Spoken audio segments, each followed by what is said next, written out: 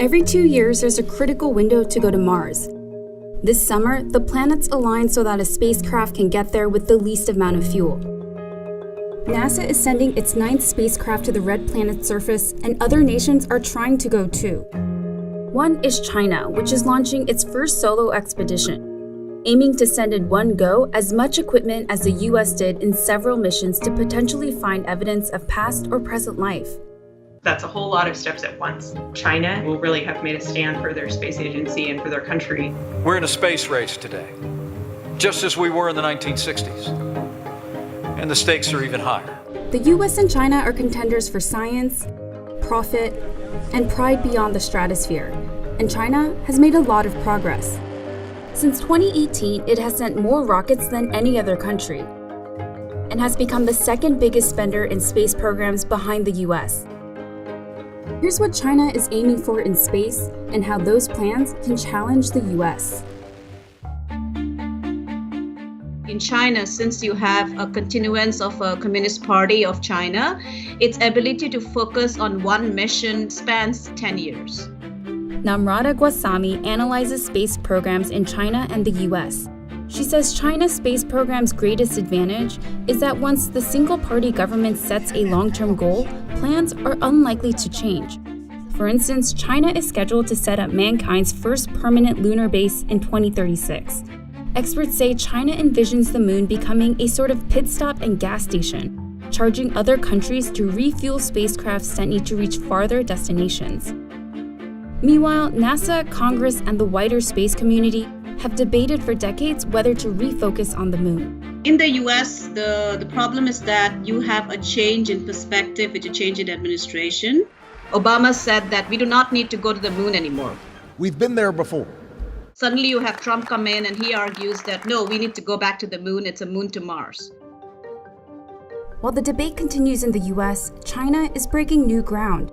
It landed a robotic explorer on the moon's far side last year, something no other country has ever done before. The first step is the moon. China wants to make this step very solid and to build our ability and to get a good technology, and then we can go further. Long Shao says China's Chang'e 5 probe launch later this year could return lunar samples to Earth and help advance research into turning them into rocket fuel.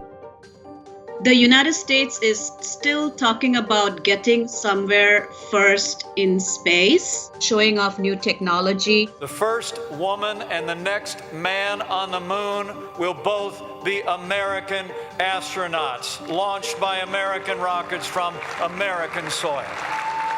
But the one advantage the US may have is a number of collaborations between NASA and private space companies led by high-profile billionaires. The space agency has signed billion-dollar partnerships to do things like sending NASA astronauts and space tourists into orbit. We have all these rich guys, they love rockets. Space experts say the pooling of money and brains from various companies and universities is what makes the US program so special. As of today, the US remains a model for China, which is actually learning from NASA's legacy in space. Still, we don't want to just learn from NASA. We want to contribute to our new knowledge to the human being. This is also, I think, some kind of thing for national pride. In recent years, China has surpassed the West in areas like 5G and quantum encryption, technology that experts say could accelerate China's space progress. But Shao says China has had its fair share of failures. Almost a decade ago, the country's first orbiter to Mars had to hitch a ride off a Russian rocket and never made it there. This summer, Tianwen-1 will demonstrate technology that NASA is also rolling out for the first time. A radar mounted on top of the rover to detect subsurface water. But there's one big difference.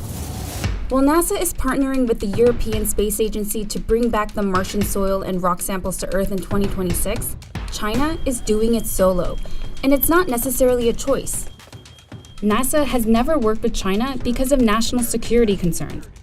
The US barred Chinese astronauts from entering the International Space Station and excluded China from being part of the Gateway, a moon-orbiting space station. It's not a good thing about the tension between China and the United States. But I understand that to share the technology is hard for any country. So instead, China has planned its own Mars sample return mission in 2028, not far from the NASA and ESA timeline. The US does not seem to realize that because it banned any kind of space collaboration between the US and China developed its own indigenous capacity. So they turned a disadvantage into an advantage. In the long term, some scientists from both the US and China have said they hope cooperation will help share costs and expertise.